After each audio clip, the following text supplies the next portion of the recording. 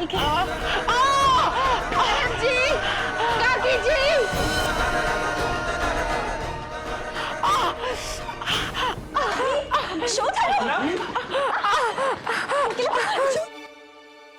जाओ, जाकर जल्दी चेयर लाओ।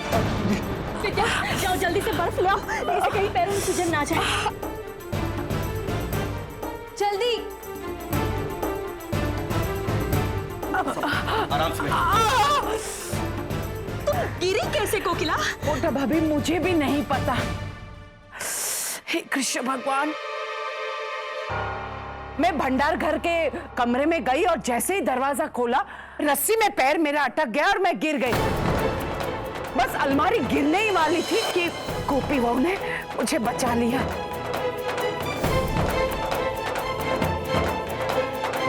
भगवान का लाख लाख शुक्र है कोकिला कि गोपी ने ऐन वक्त पर आकर वो भारी अलमारी तुम पर गिरने से बचा ली, वरना आज अनर्थ हो जाता। कोकिला, तुम ठीक हो ना? हाँ उनके पापा। पता नहीं आजकल हमारे घर में क्या हो गया है कि रोज रोज नए हादसे। अहम बेटा, हमें ये पता लगाना होगा कि हकीकत में अकस्मात है या किसी की सोची समझी हुई साजिश।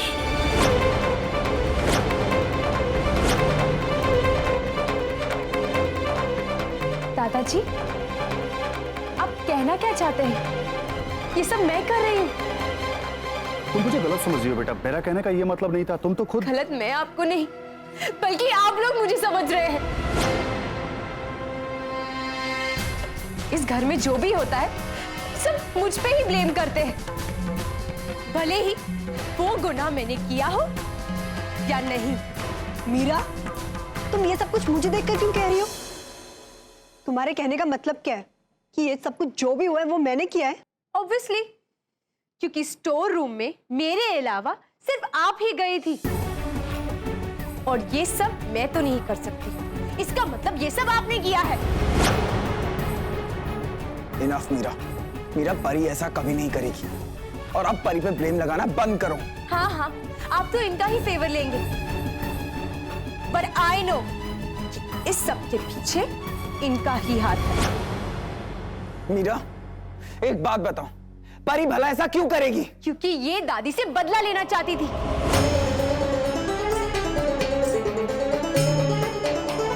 दादी ने इनको सुबह बहुत डांटा था, सिर्फ इसीलिए इन्होंने दादी के साथ ये सब किया।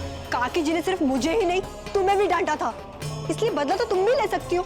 मैं दादी को नुकसान पहुंचाने का सोच भी नहीं सकती। रहने दो मीरा, जो लड़की अपनी सगी माँ के साथ दुश्मनों से भी ज्यादा बदतर व्यवहार करती हो, वो बाकी घर वालों के साथ कुछ भी कर सकती है। काकी! चिल्लाओ मत मीरा। मुझे पता था कि काकी जी ने गोपी बहन को स्टोर रूम में आकर बर्तन निकालने के लिए कहा था, और वो बात तुमने सुन ली थी। इसी मौके का फायदा उठाकर तुम गोपी बहन को गिराना चाहती थी, लेकिन अफसोस गोपी बहन से पहले स्टोर रूम में काकी जी आ गई। यही सच है ना? लॉजिक अच्छा है, पर दादी ने तो आपको भी स्टोर रूम में सारा सामान रखने के लिए कहा था ना, पर आपने मना कर दिया। क्यों? क्योंकि आप जानती थी कि वहां कितना खतरा है, और कितनी स्मार्टली अपने सारा ब्लेम मुझ पर डाल दिया। क्योंकि आप जानती हैं कि इस घर में कुछ भी हो जाए सब मुझे ही ब्लेम करेंगे, और उसी का आप फायदा उठा रही है ना। अपनी बकवास बंद करो मीरा। मैं मानती हूँ कि काकी जी ने आज मुझे काफी डांटा, लेकिन फिर भी मैं काकी जी को नुकसान पहुंचाने के बारे में या उनसे बदला लेने के बारे में सपने में भी नहीं सोच सकती। और रही बात तुम्हारी, तुम्हें बदनाम करके मुझे क्या मिलेगा मीरा? तुम मेरी बेटी जैसी हो। ओ प्लीज, मैं ना आपकी बेटी हूँ और ना ही आप मेरी मॉम है। इनफैक्ट अब तो तोलू मोलू की भी रियल मॉम नहीं है। मीरा दी,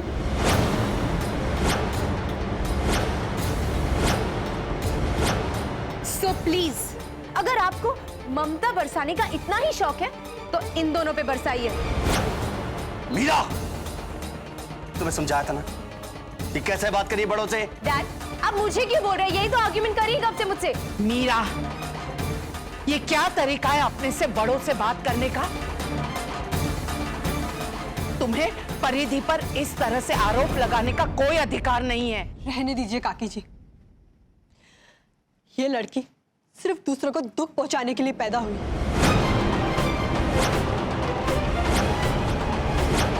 जिस दिन से ये पैदा हुई है ना, उस दिन से ही इसने गोपी बहन और बाकी सब घर वालों का चैन से जीने नहीं दिया। लेकिन हाँ, इसने घर वालों को दुखी करने में कोई कसर नहीं छोड़ी। काकी, आप मेरी इंसल्ट कर रही हैं। नहीं मीरा, मैं तुम्हारी इंसल्ट नहीं कर रही। जो सच्चाई है ना, वो सच्चाई बता रही हूं मैं। बस करो।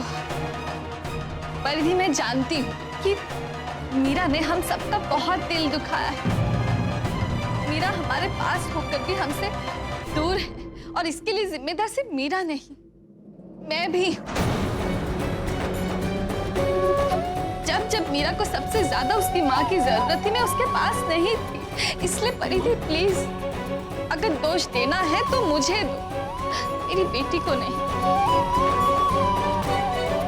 मैं जानती हूँ वो थोड़ा कड़वा बोलती है, वो अपनी मनमानी करती है, पर वो दिल की बुरी नहीं है। और परिधि, मुझे पूरा विश्वास है कि घर में जो कुछ भी हो रहा है उसके पीछे मीरा का हाथ नहीं है। हाँ माँ जी, आंखें धोखा खा सकती है पर एक माँ की ममता नहीं। तो आपके कहने का मतलब क्या है? आज जो कुछ भी होगा मैंने किया है? नहीं परिधि, मेरा कहने का मतलब ऐसा बिल्कुल नहीं है। मैं ना तुम्हें दोषी ठहरा रही हूँ और ना ही मीरा को। मैं बस इतना कह रही हूँ कि जो कुछ भी हो रहा है, कोई ना कोई तो जरूर इसके पीछे है। बजाय कि हम एक दूसरे के साथ झगड़े, हमें ये पता करना चाहिए कि इन सब के पीछे कौन है। वाह गोपी बहन वाह, अपनी बेटी को बचाकर मुझे बदनाम करने का बहाना काफी अच्छा ढूंढा है आपने। लेकिन आप एक बात शायद भूल रही हैं। जिस तरह से एक दर्जी का बेटा दर्जी बनता है, एक पुजारी का बेटा पुजारी बनता है, उसी तरह से एक गुनहगार की बेटी गुनहगार बनती है। परिधि,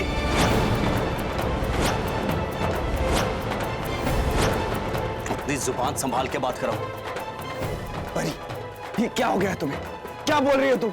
मुझे पता कि मैं क्या बोल रही हूँ, क्यों बोल रही हूँ, और आप भी एक बात कान खोलकर सुन लीजिए। अगर आज आपने मेरा साथ ना देकर इन सब का साथ दिया, तो मैं अभी इसी वक्त अपने पापा के घर चली जाऊंगी।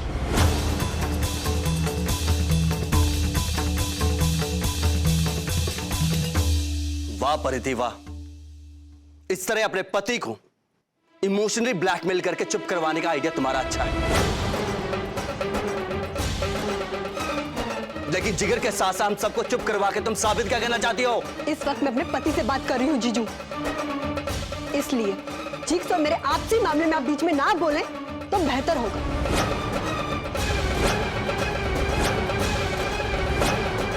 बस परिधि बस, ये मत भूलो, कमान से निकला हुआ तीर और इंसान की जबान से निकले हुए शब्द वापस लौट कर नहीं आते, वरना तुम्हारी जबान से निकले हुए शब्द के लिए आगे जाकर तुम्हें पछताना पड़ेगा।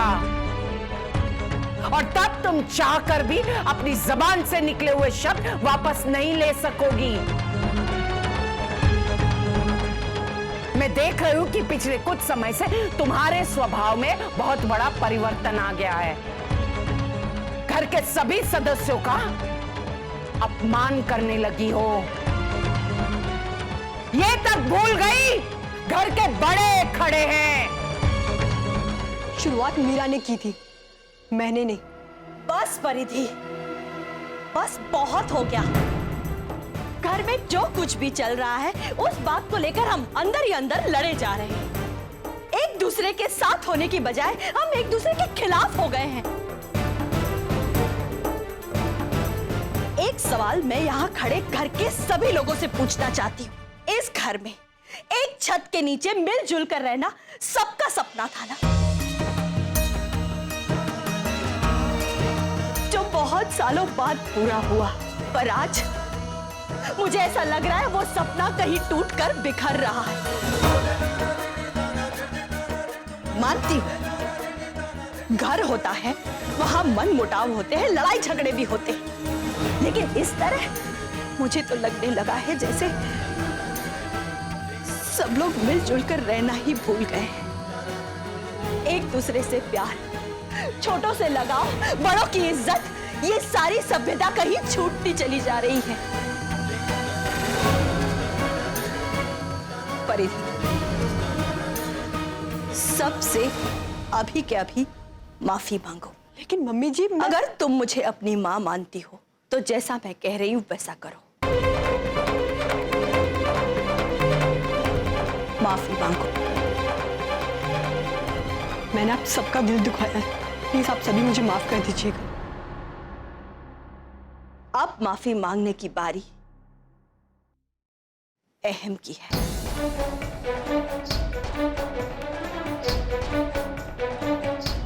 ऐसे क्या देख रहे हो दीकरा?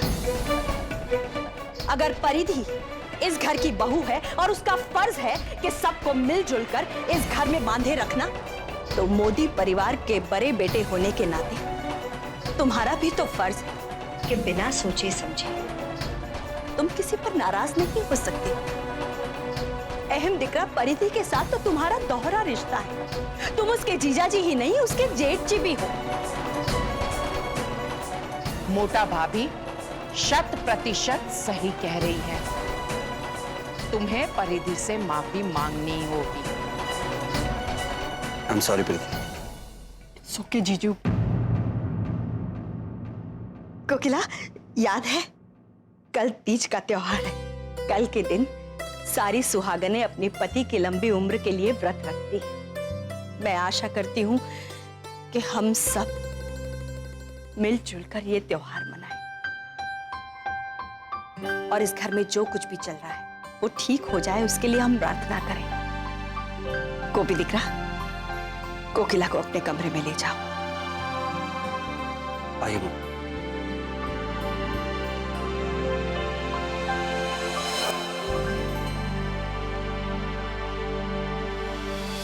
साथ निभाना साथिया। आपके मनोरंजन पर अब नहीं लगेगा कोई ब्रेक। स्टार प्लस के बेहतरीन शोज देखने के लिए लाइक, शेयर और सब्सक्राइब करें स्टार प्लस यूट्यूब पेज को।